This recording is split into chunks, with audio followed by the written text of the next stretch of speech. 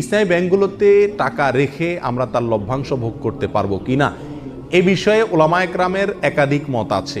কিছু ওলামায়ে কেরামের গবেষণা অন্তে তারা বলেন যে ইসলামী ব্যাংকগুলো আমাদের দেশের পরিসরে কেন্দ্রীয় ব্যাংকের অধীনে থাকতে হয়, দেশের প্রচলিত নিয়মকানুন মেনে চলতে হয়, যার কারণে এবং অনেক ক্ষেত্রে সদিচ্ছার অভাব বা ঘাটতি থাকার কারণে পরিপূর্ণ ইসলামিক না। যেহেতু পরিপূর্ণ ইসলামিক না, অতএব সেখানে টাকা রেখে সেটার লভ্যাংশ খাওয়া জায়েজ হবে না। এটা হলো কিছু আলেমদের মত। এর বিপরীতে অন্য ওলামায়ে কেরাম বলেন যেহেতু আমাদের সমস্ত ইসলামী ব্যাংকগুলোর শরিয়া বোর্ড আছে এবং সে শরিয়া বোর্ডে গ্রহণযোগ্য ওলামায়ে কেরাম বসে আছেন, তাদের দায়িত্ব হলো এটা ইসলামী পদ্ধতিতে চলছে কিনা মনিটরিং করা, পরামর্শ দেওয়া। তো সেক্ষেত্রে ওলামায়ে কেরামের এই শরিয়া বোর্ডের উপরে আস্থা রেখে তারা কি করছেন না করছেন ওই দায়িত্ব আমার না। আমি ওলামায়ে কেরামের শরিয়া বোর্ডের প্রতি আস্থা রেখে সেখান থেকে লভ্যাংশ খেতে পারি। দুইটা মত পেলাম কিনা? এই দুই মতকে সমন্বয় করে একটা তৃতীয় মত দেই আমি আপনাদের। সেটা হলো ইসলামী ব্যাংকগুলোতে টাকা জমা রাখা এক জিনিস, আর সেখানে বিভিন্ন মেয়াদে কিস্তিতে টাকা রেখে লাভ খাওয়া আরেক জিনিস। ইসলামী ব্যাংকগুলোতে টাকা রাখা শুধু জায়েজই নয়, বরং জরুরি এবং উত্তম, এবং একজন মুমিন হিসেবে আমরা বাধ্য টাকা জমা রাখা যে কোনো ইসলামী ব্যাংকে। কেন? কারণ সুদী ব্যাংকে আমি টাকা জমা রাখলে কেমন যেন তাদেরকে সুদী কারবারে কি করলাম, সহায়তা করলাম। আমার এই টাকাটা পেয়ে তারা সুদে সহায়তা করবে। ইসলামী ব্যাংকগুলো আর কিছু করুক আর না করুক, একটা কাজ তো তারা করবে, সেটা কি? আমার এই টাকাটা নিয়ে সুদ যে হারাম, এই একটা কনসেপ্ট ইসলামী ব্যাংকগুলো বাংলাদেশে বিস্তার করছে কি করে নেই?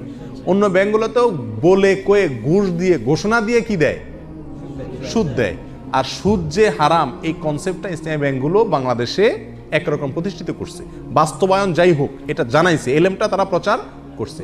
স্বীকৃতি এবং স্লোগান হলো তারা সুদমুক্ত ব্যাংকিং চায়। অতএব তাদের কাছে টাকা রাখা আর সুদী ব্যাংকে টাকা রাখা বেশ কম আছে না নেই? সুদী ব্যাংকে টাকা রাখা মানে সরাসরি সুদখোরকে আমি হেল্প করা, ঠিক না? তাহলে আমরা ইসলামী ব্যাংকের টাকা জমা রাখবো অন্য ব্যাংকের উপরে প্রাধান্য দিয়ে, এতে কোনো সন্দেহ নাই। দ্বিতীয় হলো টাকা বিভিন্ন পলিসিতে রেখে সেখান থেকে কি খাওয়া, লাভ খাওয়া। এটা হালাল কিনা তার জন্য বলেছি ওলামায়ে কেরামদের একটি মত। অনেকে বলেছেন যে এটা হালাল, কারণ এখানে শরিয়া বোর্ড আছে, ওনারা দেখছেন, আমার আর ভেতর দেখার দরকার নাই, বাকি দায়িত্ব তাদের, আল্লাহর কাছে তারা সব বিষয়ে তো আমি গভীরে যা দেখার দরকার নাই, জরুরি না। আর সবচেয়ে বড় কথা হলো তারা বলেন মুসলিম হিসাবে আমরা যেরকম মুসলিম, ভেজালও আছে ভালো আছে, ইসলামী ব্যাংকগুলো এরকম দুধের দোয়া না, তাদেরও ভুলও আছে সঠিকও আছে। কিন্তু তারা যেহেতু সুদের বিরুদ্ধে স্লোগান নিয়ে রাস্তা নামছে এবং ওটার বিরুদ্ধে একটা ফ্লো তৈরি করতে চাচ্ছে, অতএব তাদের ওখানে টাকা রেখে হালাল ব্যবসার পলিসিতে টাকা রেখে লাভ খাওয়া মাসে মাসে জায়েজ আছে। এটা ওলামাদের মত। অন্য ওলামায়ে কেরাম বলেন যে না, পরিপূর্ণভাবে ইসলামীভাবে চলতে পারে না, বাধা আছে, অথবা সদিচ্ছার অনেক ক্ষেত্রে অভাব আছে, এই জন্য না জায়েজ। এক্ষেত্রে আমি বলবো তৃতীয় মতটি, সেটা হলো যদি আপনার বিকল্প কোনো পথ খোলা থাকে তাহলে আপনি এই ব্যাংকে টাকা রেখে লাভ খাওয়ার চাইতে সরাসরি ব্যবসা করুন, সেটা সবচেয়ে নিরাপদ এবং ভালো, সন্দেহ থেকে দূরে থাকলেন। আর যদি অন্য কোনো সমস্ত উপায়গুলো বন্ধ হয়ে যায় তাহলে ইনশাআল্লাহ বিদিনিল্লাহ এটা পরিপূর্ণ হারাম হবে না।